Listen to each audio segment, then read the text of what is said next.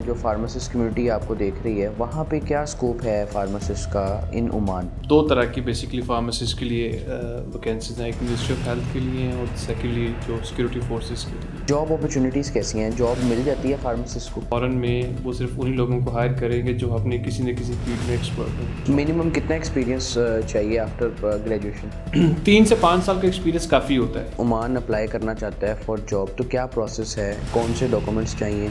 कहाँ से वेरीफाई करवाने हैं? ओमान में भी एक प्रोमेट्रिक एग्ज़ाम होता है जो ठीक है। आपको पास करना होता है। मिनिस्ट्री ऑफ हेल्थ की जितनी जॉब्स आएंगी उसके लिए आपके पास प्रोमेट्रिक एग्ज़ाम क्लियर होना जरूरी है। आपको जो गाड़ी है वो भी परचेज़ करनी पड़ती है जाकर? वो उसके एक्सपेंस भी यहाँ से लेके जाने पड़ते होंगे? वो अच्छी बात है, यहाँ से लीजिए आप, यहाँ से अपनी ऑल्टो बेच के वहाँ पे बहुत अच्छी गाड़ी ले लेंगे। अगर मैं दुबई की बात करूं और उसको कंपेयर करूं ओमान के साथ, तो जो सैलरी पैकेज है वो किस कंट्री का बेहतर है? ओमान का बेहतर है। ठीक है। उसमें और बेहतर है। अगर इसको कतर के साथ कंपेयर किया जाए?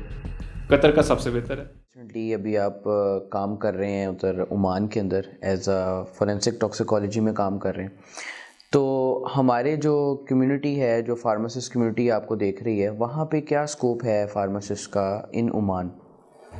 अच्छा समर, ओमान में दो तरह की बेसिकली फार्मासिस्ट के लिए वैकेंसीज हैं। एक मिनिस्ट्री ऑफ हेल्थ के लिए हैं और सेकेंडली जो सिक्योरिटी फोर्सेस के लिए हैं। सो मेरी जो इंडक्शन है वो चूँकि सिक्योरिटी फोर्सेस में, मिलिट्री एंड सिक्योरिटी सर्विसेज में, तो वहाँ पे जो मर्जर है मिलिट्री का आरओपी, रॉयल ओमान पुलिस, उसका दीवान जो कि गार्ड्स हैं टुल सुल्तान, उनका नेवी, एयरफोर्स, इन सब का जो मर्जर है हेल्थ सिस्टम के अंदर। और फोरेंसिक की 2-3 फील्ड भी उन्होंने मर्ज की हुई हैं, जैसे पोस्टमार्टम पूरे ओमान का एक ही जगह पे होता है। ठीक है। तो मुझे बड़ा क्लोजली ऑब्जर्व करने का मौका मिला है फार्मासिस्ट की फील्ड को भी और फोरेंसिक साइंसेस को भी। तो वहाँ पे ये दो तरह की बेसिकली गैप्स या अवेलेबल फील्ड्स हैं फार्मासिस्ट के लिए। एक मिनिस्ट्री ऑफ हेल्थ में जो सिविलियंस के अंडर आती हैं, दूसरा ये सिक्योरिटी फोर्सेस के अंडर आती हैं। ठीक। और जॉब अपॉर्चुनिटीज़ कैसी हैं? जॉब मिल जाती है फार्मासिस्ट को? देखो, जो भी फ़ॉरेन में कोई अच्छी जॉब के लिए जाना चाहता है तो एक बात वो जहन में रखे कि फ़ॉरेन में वो सिर्फ उन्हीं लोगों को हायर करेंगे जो अपने किसी न किसी फील्ड में एक्सपर्ट होंगे। ठीक है। बहुत कम ऐसा होता है, या जिन मुल्कों की आबादी बहुत कम है, जैसे यूएई की अपनी आबादी बहुत कम है, तो वहाँ पे चूँकि हेल्थ के और वहाँ पे एक्सपर्ट्स बहुत हैं, तो हेल्थ केयर सिस्टम को स्ट्रेंथन करने के लिए उनको वहाँ पे स्टार्ट पे भी लोग चाहिए होते हैं जो करियर स्टार्टर्स होते हैं। लेकिन ज़्यादातर जगहों पे ऐसा नहीं होता, करियर स्टार्टर्स नहीं चाहिए होते, उनको कुछ ना कुछ एक्सपीरियंस के लोग चाहिए होते हैं। अपॉर्चुनिटीज़ बिल्कुल हैं अगर आपके पास कोई स्पेसिफिक एक्सपीरियंस है। एक young pharmacist after graduation PharmD करने के बाद पाकिस्तान में करंटली जॉब अपॉर्चुनिटीज़ उस तरीके से नहीं है। अब हर बंदा सर्च करता है कि हमने बाहर मूव करना है। अगर कोई यंग फार्मासिस्ट अगर कहता है कि मैंने गल्फ़ जाना है या स्पेशली ओमान मूव करना है, तो उसको क्या माइंड में रखना चाहिए कि उसको कितना एक्सपीरियंस चाहिए और कौन सा एक्सपीरियंस चाहिए उसको? ओके, सो इसमें एक जो यंग फार्मासिस्ट है उसके लिए ऑनेस्टली अगर मैं ओमान की स्पेशली बात करूं तो उसके लिए बहुत डिफ़िकल्ट है वहाँ पे रहना और सरवाइव करना, दोनों चीज़ें। अच्छा। बल्कि यंग के लिए कहीं पे भी ऐसा कि उसको कोई जॉब मिलती है तो उसके लिए वहाँ पे सरवाइव करना ही वहाँ पे भी मुश्किल होगा।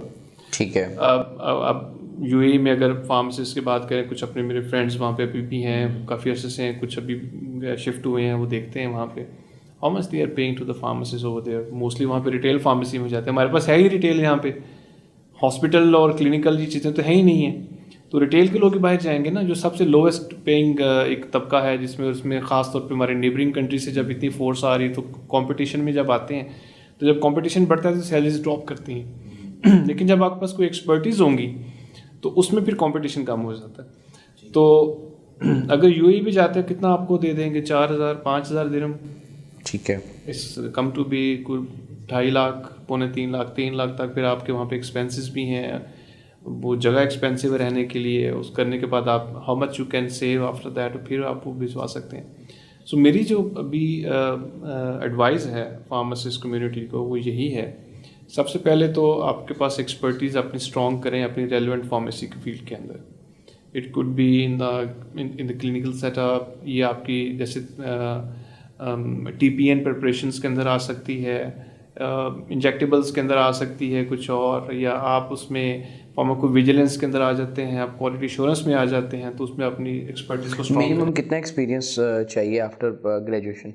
3 से 5 साल का एक्सपीरियंस काफ़ी होता है। 3 से 5 साल में यूजली वो अनाउंस करते हैं, लेकिन जितना ज़्यादा होगा उतने चांसेस ज़्यादा हैं। और इम्पॉर्टेंट सबसे चीज़ ये है, सिर्फ एक्सपीरियंस नहीं चाहिए होता। आपके पास एक्सपीरियंस है, लेकिन आपने ये फार्मेसी की फील्ड के अलावा बाकी फील्ड में भी ऐसा ही है, जैसे फोरेंसिक्स में भी ऐसे एक्सपीरियंस तो आपके पास है, लेकिन आपके पास कोई ना कोई उसका प्रूफ भी होना चाहिए।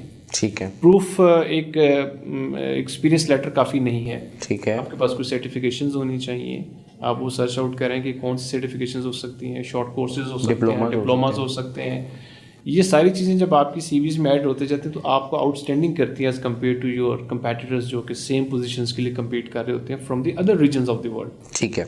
अगर कोई फार्मासिस्ट ओमान अप्लाई करना चाहता है फॉर जॉब, तो क्या प्रोसेस है? कौन से डॉक्यूमेंट्स चाहिए? कहाँ से वेरीफाई करवाने हैं? कौन सा पोर्टल है इनका? और क्या प्रोसीजर क्या है?